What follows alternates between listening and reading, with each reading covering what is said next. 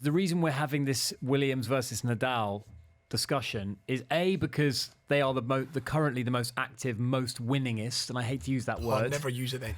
Okay, we're not discounting Roger, we're not discounting Novak, we're not discounting even, are we discounting Margaret Court? Not sure. No, she's on 24. The fact is, we are simply deciding to narrow this down to a discussion as to who is the greatest, Serena Williams or Rafael Nadal. It's as simple as that. It is as simple as that. And you each have a minute to make your case. Yeah, we do. It's a bit first take-esque, this. So are you going first or am I going first, Rob? Let's start with Chris first. Go on then. Oh, interesting. 3, 2, 1. Okay, you look at Rafa Nadal, he's won 22 slams. Okay, Serena's won 23, but you break it down into the stats. The winningest, I'll use your word, Rob, not mine. 73% of the finals, the Grand Slam finals that Rafa Nadal has been in, he's won. Serena Williams, by contrast, 69%. That's when they first won their Grand Slam in their last. Serena won her first in 99, her last in 2017. That's an 18-year gap. Rafa Nadal, a 17-year gap, so I give her that. But when you drill down, she's had 10 years in that period, 10 in which she hasn't won a single Grand Slam title. By contrast, between 2005 and 2022, Rafa Nadal has had just 3 barren years. He's won slams in each of every other year, which is remarkable. When you look at other stats, he's the only male player in history to complete the career Grand Slam and win an Olympic gold medal in both the singles and the doubles. Only 4 men have won each of the 4 Grand Slam twice or more. Nadal is one of those, alongside Djokovic, Laver and Emerson. Serena Williams, one of 5 ladies to do that. Okay. And I know where you're going with this. That was impressive, Wow, Christopher. that's a lot of stats. Very impressive, very stat heavy. I know where Rob's going. Rob, it's your turn. Let's see what you got. All right. 3, 2, 1. Well, I'm going to lean away from the numbers, but I will throw one back at you because you said Nadal had a 73% winning record. He's made 30 Grand Slam finals. Serena, she's made 33. But for me, my argument is not centered around numbers. It's centered around legacy impact on the game. You knew I was going to go there, Chris, but I am going to do it. Serena's brought power and athleticism to women's tennis that simply did not exist in the 90s. Yes, there were powerful male players in the 90s. Maybe they didn't have the physique of Nadal, but if you compare women's tennis to the 90s to how it is now, it's night and day. You had the likes of Sabatini, Sanchez Vicario, Jana Novotná. With respect to them, they would not compete in the Serena Williams era. In 1989, only 2 women hit serves that were measured at over 100 miles an hour. Serena's record is 128. She frequently used to average over 120. Let's talk about diversity. In the 2020 US Open women's draw, there were 12 American players who were black, some of them multiracial, and 4 of them recipients of wildcards. That was a record from the United States Tennis Association. Oh, interesting. I've got more. A lot more, and we can widen it out now. I'll see one of your points and I'll raise it because I knew you'd go there. You talk about Gabriel Sabatini, you talk about Sanchez Vicario, you talk about Jana Novotná. You said your words with respect they would not compete in the Williams era. Justine N.N. Arden was slighter than all 3 of the ladies that you just mentioned. She won 7 Grand Slams in the Serena Williams era. She won it at the start of the Serena Williams era, did she not? Absolutely not. 2003 through 2008. Justine N.N. Arden was successful. 5-year spell that little diminutive Belgian was able to quell the power game. Yeah, sure. Okay, Williams. you're always going to get those outliers who are able to use match tactics. You know, the Leighton Hewitts of this world. But if you look at the kind of the way that the game has evolved, the way the sport has evolved, I think there's been a bigger evolution in women's tennis than there has in men's tennis. I don't think Rafa has impacted men's tennis in terms of the way he's changed the athleticism, the physicality. Now, Rafa's a very physical player, don't get me wrong, but Rafa doesn't have a monster serve. Rafa doesn't but he's changed the athleticism of it, Rob. Yeah, but he's done so. He's able to run all day long at the back of that So court. has Roger, so has Novak, so has, to a lesser extent, some of the other big players. Not Roger. Listen, I love the man, but you would admit he is more ballerina. He's like a ballerina. He is not a war of attrition like Rafa Nadal. It's very difficult to see Roger going 5 hours back to back to win a slam. He hasn't had to do that. Rafa has. Rafa's been able to do that. And another stat I'll throw at you, and this one's interesting. Rafa Nadal's won 14 French Opens, right? No other male or female has won as much in a single tournament as Rafa Nadal. And I found this really interesting today when I did the research on Serena. You know, she doesn't own a single slam. And by that I mean No metric falls in her favour. The Australian Open, she's won it 7 times. Margaret Court won it 11. French Open, she's won it 3. Chris Evert won it 7. Wimbledon, she's won it 7. I'm not scoffing at this. Martina Navratilova won it 9 times. She is, however, US Open joint top with Chris Evert. I read that the opposite way. Yeah, I me see that too. as somebody who's an all-rounder as Exactly. opposed to somebody who's got the most of their wins on a certain She's won kind of 3 court. of the 4 Grand Slams at least 6 times. Yeah. But- Rafa's next best after the French Open is the US, and that's 4. 4. And you're scoffing at 4. I'm not scoffing at 4, but I'm telling you there's a 10 Grand Slam gap. He's so skewed towards the French Open that if you took that Grand Slam away, Rafa's won only 8 Grand Slams. Yeah, but as we Serena's won said- 23, and she's won 3 of them at least 6 times. As we would always say, though, 5 women, I didn't get to this because I ran out of time, 5 women have won Grand Slams twice or more across all 4. In the men's, there's only 4.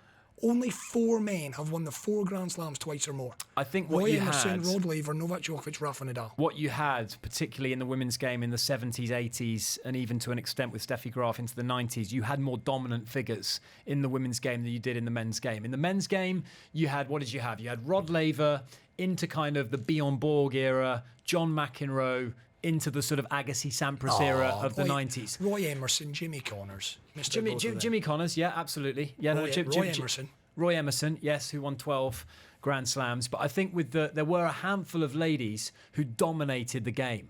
Margaret Court, Billie Jean King, Martina Navratilova, Chrissy Evert, and into Steffi Graf. Right. Those 5 absolutely dominated the game because... Rod Laver, Roy Emerson, Pete Sampras. Yeah, I know, but I think the competition was deeper in the men's game in the 70s and 80s than it was in the women's. So I think that skews the stats because I think what Serena did was she added so much... She accelerated the professionalism of women's tennis to such an extent that I think that you could not get away with being less athletic post Serena than you could pre-Serena. Now, that's not to say that there weren't slight players like Justine Henin-Ardenne who did do well and flourish in the Serena Williams era. What I'm saying is the benchmark, the baseline that Serena Williams, she moved the line like Tiger Woods did in golf. The line was here. She and Venus moved it literally a couple of centimetres. She's leveled up the whole game. And 15 years ago, we were talking Pete Sampras 14.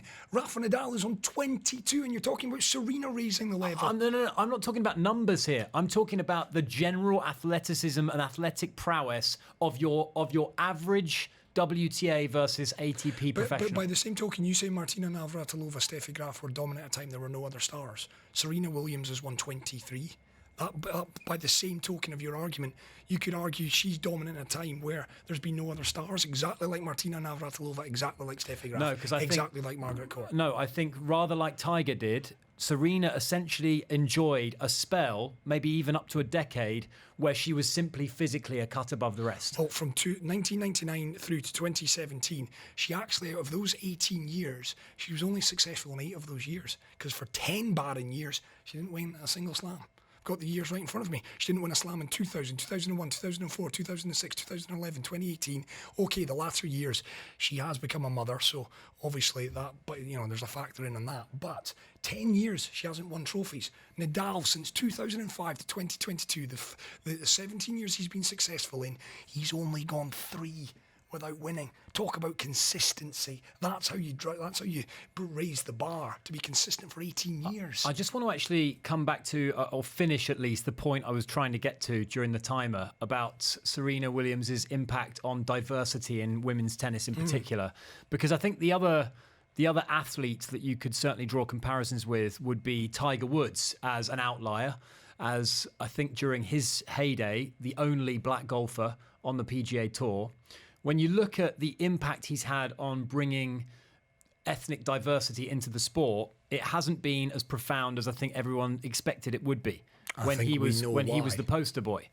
Whereas actually Serena Williams has, I think, had a profound impact on the likes of Sloane Stephens, Madison Keys, Coco Gauff, even Naomi Osaka to an extent, in the sense that as I mentioned, in the 2020 US Open women's draw, there were 12 American players, just American players, who were black or multiracial. Yeah. Now that was a record. In 2010, when, of course, yes, okay, the Williams sisters had been around for a decade, but perhaps the full kind of impact or sort of full effect of their presence hadn't been felt yet. 15 years. Venus Williams was the only African-American player in the women's singles draw at the US Open.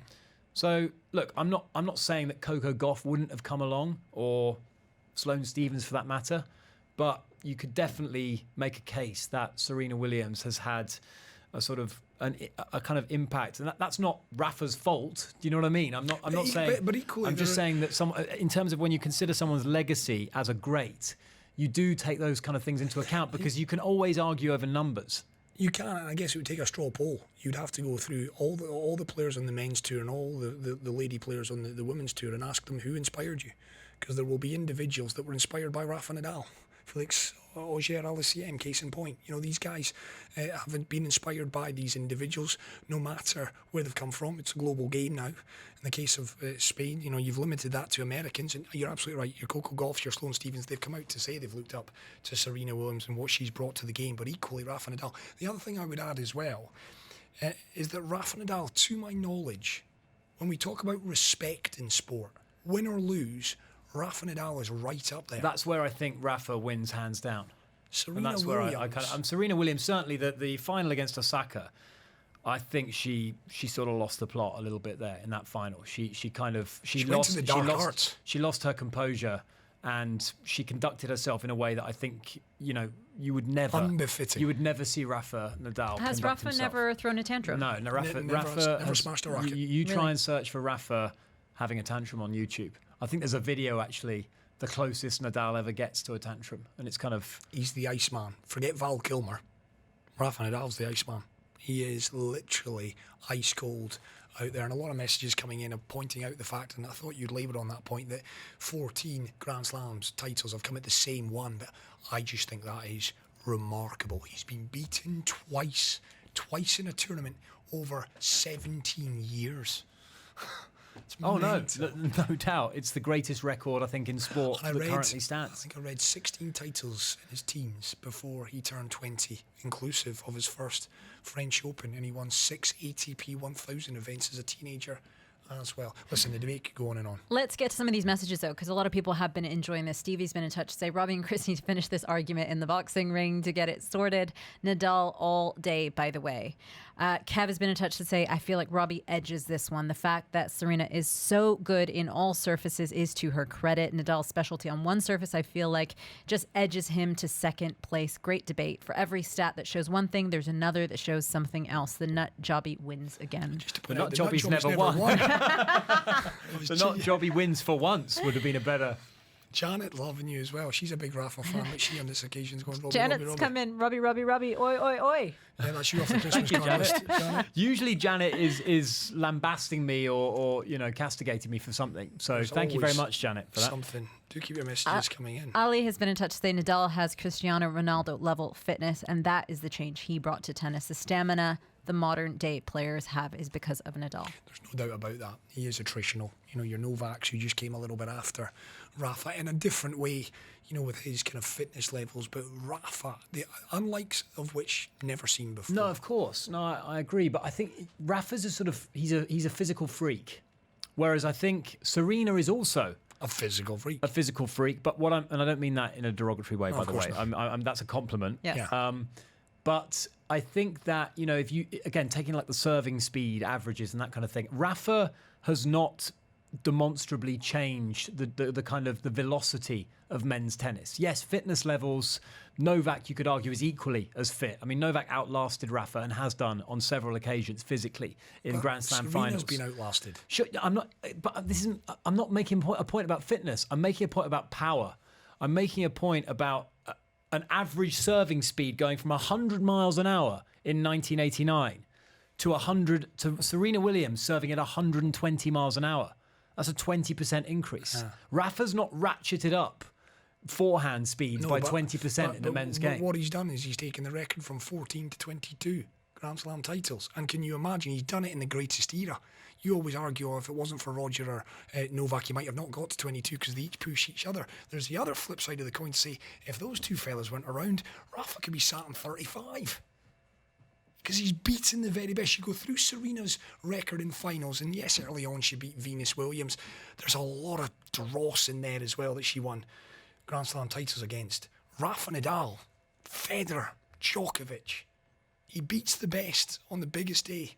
And that's why ultimately, and I take the point about diversity, I take the point about the fact that Serena, in terms of the average serving speeds, but in terms of just greater GOAT, he's on 22 slams. He's 2 ahead of Roger Federer and Novak Djokovic, who a lot of people out there would say Novak Djokovic is the greatest of all time.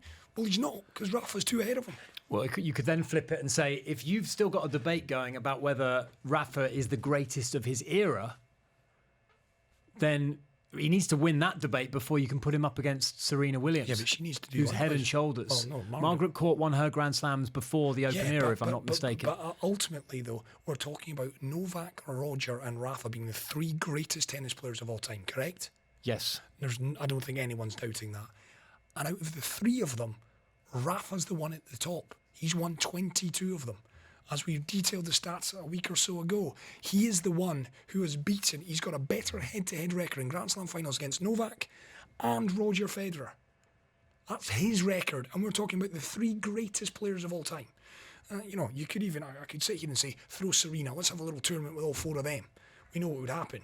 Rafa, Roger and Novak are beating Serena in straight sets. Yeah, well, that's not the argument, is it? No, it's not. But I'm putting it out there that's what would happen. Rafa is 22 Grand Slams. Serena has won more than Rafa. What is it? She got to 33 Grand Slam finals. Yes. 69% success rate in Grand Slam finals. Rafa Nadal sitting at 73% success rate. She also made a Grand Slam final after having a pregnancy and a birth that nearly killed her. Take nothing away from that. Absolutely. I mean, that but is again, Rafa remarkable. can't do that, so it's a bit of an unfair comparison, but it's still something you've got to doff your cap to. Rafa had ailments after ailments and continues to be the bionic man. We thought he would be done. We thought he was done years ago. Should we sum things up and draw a line on it by saying they're both quite good? They're both incredible. They are both incredible. I think people want a winner. No, I think people want us to start talking about something else because Nicholas says, can you stop before I change my mind? Yeah, he says Robbie wins in a photo finish. I think I might have just kind of convinced him to come back a little bit into the pack. But listen, there's no right or wrong answer. It's just 2 incredible athletes at the top of their game. Dubai Eye 103.8. Join the conversation.